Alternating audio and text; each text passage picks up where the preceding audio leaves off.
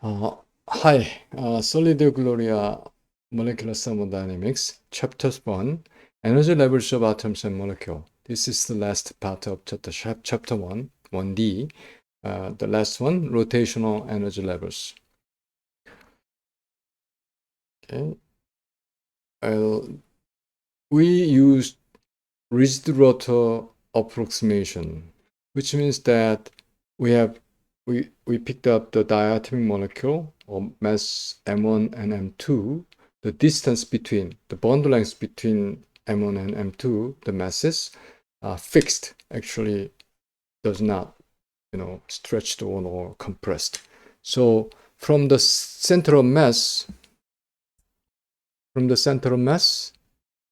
the distance from the molecule, the atom atom 2 and atom 1 doesn't change. So that is from the center of mass, M1 R1, this is R1 and that's R2, equal M2 R2. Of course, the total length, bond length is R1 plus R2. Then we obtain the moment of inertia in such a way that M1 R1 square plus M2 R2 square, and we use the reduced mass, then that's mu R square. So given the mu R square equals I, that is reduced mass, we obtain the kinetic energy, 1/2 of mv square, total sum, then that is given in this way when omega is the angular velocity, and then this is the rotational angular velocity R1 omega. Angular velocity is omega. R1 omega is frequency. R2 omega is frequency. Yes. Okay. Rotational frequency. Rotational frequency is the related in this way. Then angular momentum is moment of inertia times angular frequency, angular velocity. I'm sorry. And then this R is constant. That's rigid rotor approximation. And then the potential energy as a function of the distance equals 0 because dr equals 0. So that there is no potential term in the rigid rotor Hamiltonian. So Hamiltonian is fully kinetic. That kinetic is h plus 1 minus h plus square over 2 mu. Mu. Actually, we say me and Laplacian square. Laplacian, not the square, yeah. Then Cartesian Laplacian is here, and this is in polar coordinate. And I urge you to remember this. And then you see now dr is 0, so you don't include this r derivative term for the rigid rotor Schrödinger equation.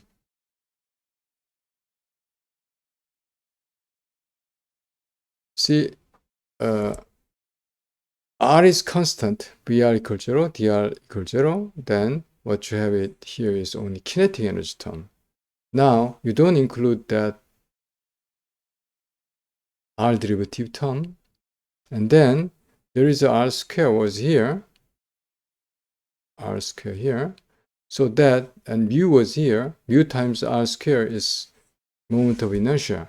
So that's how you obtain h plus square over 2i, okay, and then only sine and theta and phi derivative term, and h is given, and this minus and this theta phi derivatives is the angular momentum operator. So the total Hamiltonian is L square over 2i. So L square momentum scale operator is here. And then you solve this by associated Legendre differential equation. and the result or solution for the Legendre differential equation is we call spherical harmonics as a function of theta and phi. Then our Hamiltonian, answer for the Hamiltonian is just multiply 1 over 2i to the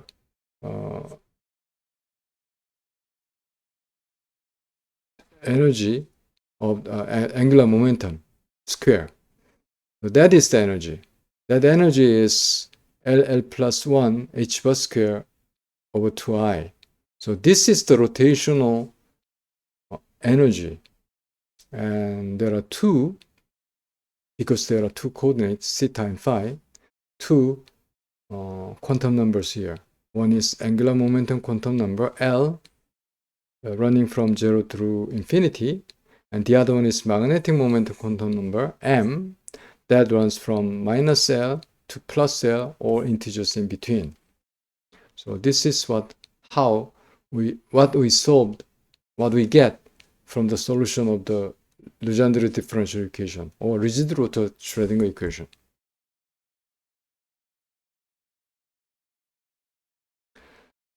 So energy, well, now we switch that by rotational quantum number to J instead of L.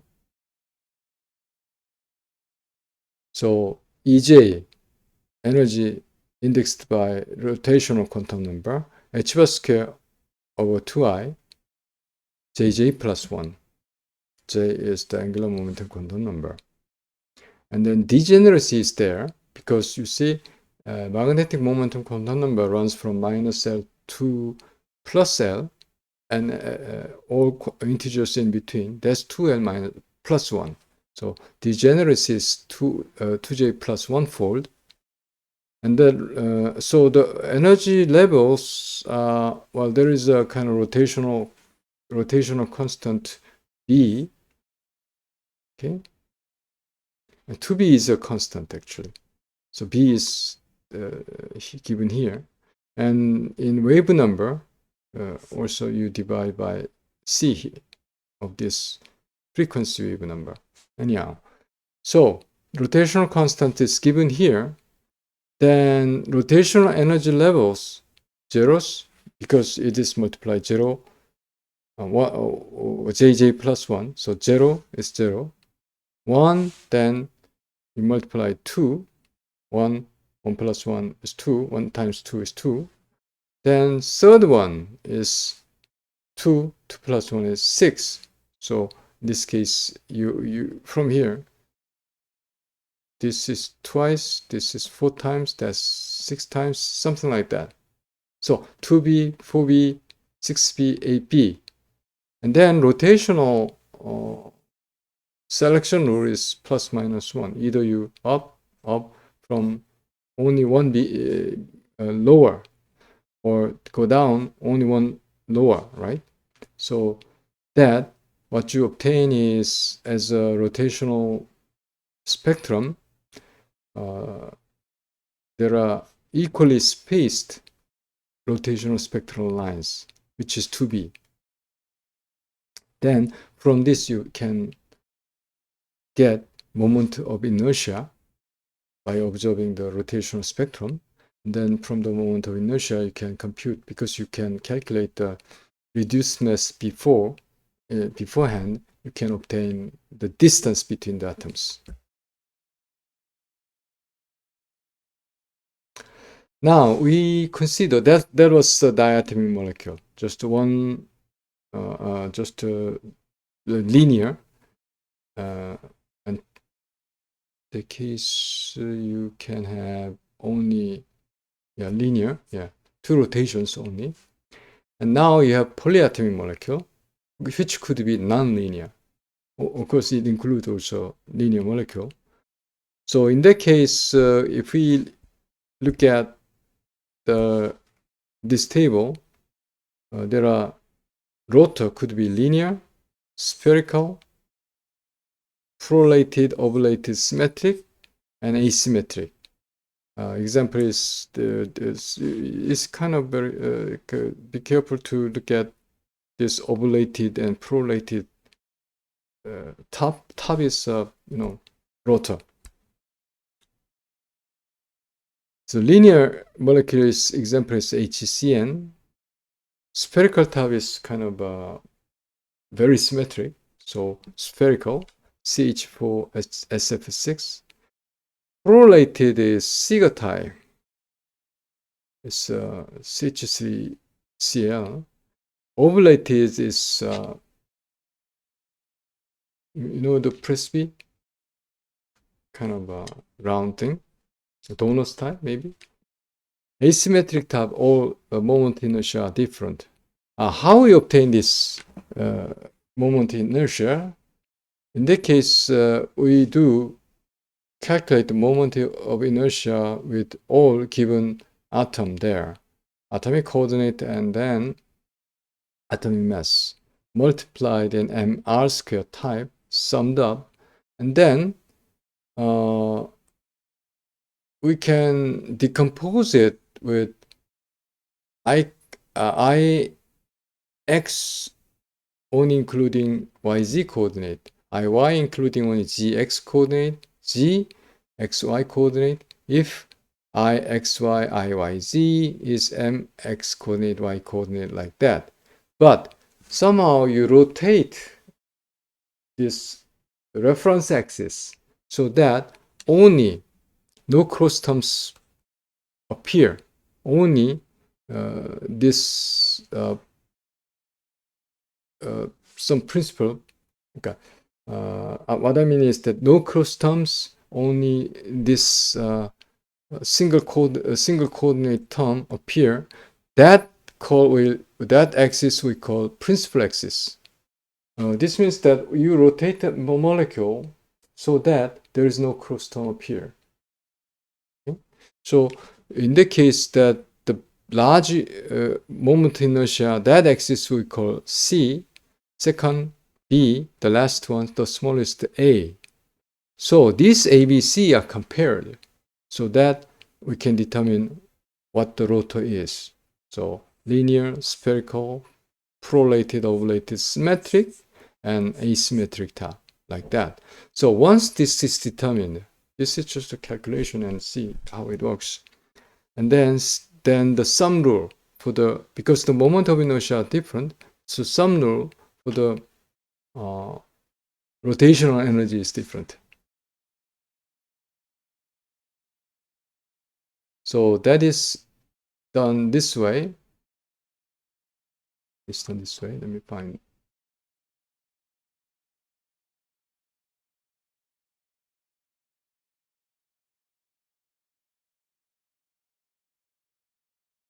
And that is done this way.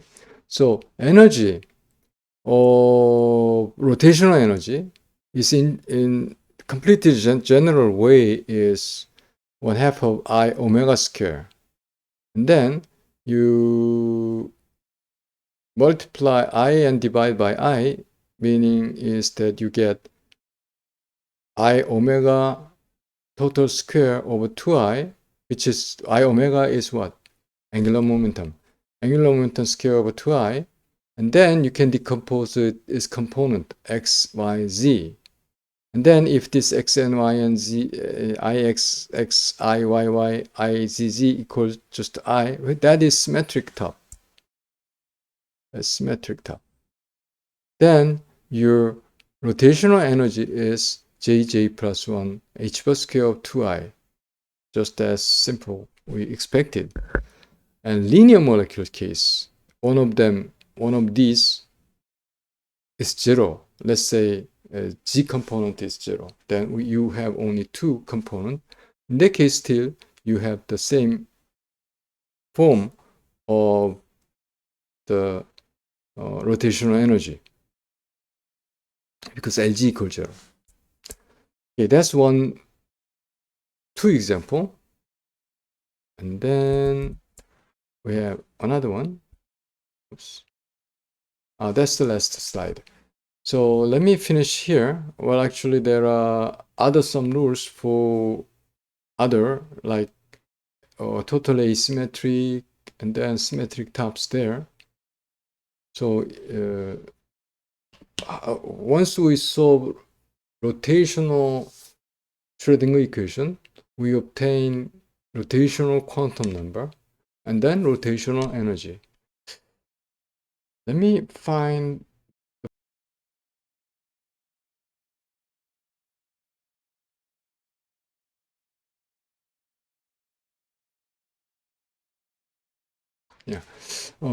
okay, so this is the kind of last slide of the chapter.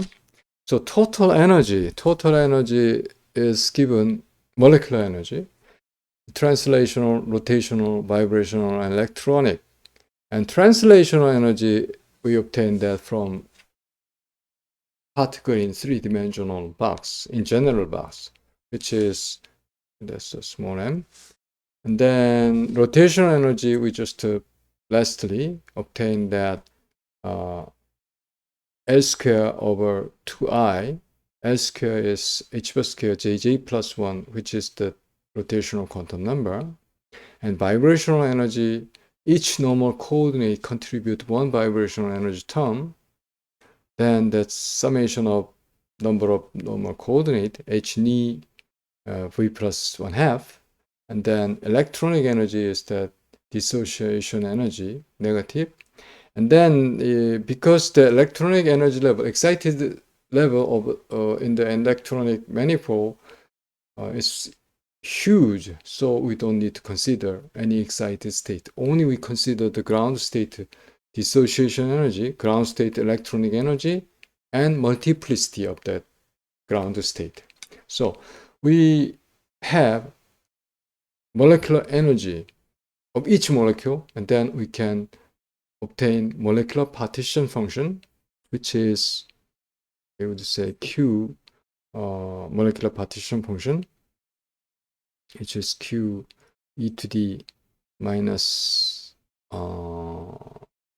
E tran over KT, e to the minus rotational energy over KT, e to the minus vibrational energy over KT, e to the minus electronic energy over KT. So this form is molecular partition function. If you have n molecule, that partition function is Q, you don't know that's all n's power. And this assumes that all molecules are distinguishable. If molecules are indistinguishable, you need to consider the kind of overcounting. But anyhow, this is the basic format of partition function. From calculating molecular energy levels, you can obtain partition function of your molecule, and then you can obtain partition function of the system. Then you can reach the thermodynamic state function. Okay, this is the end of chapter 1, and I appreciate your patience and eager to participate.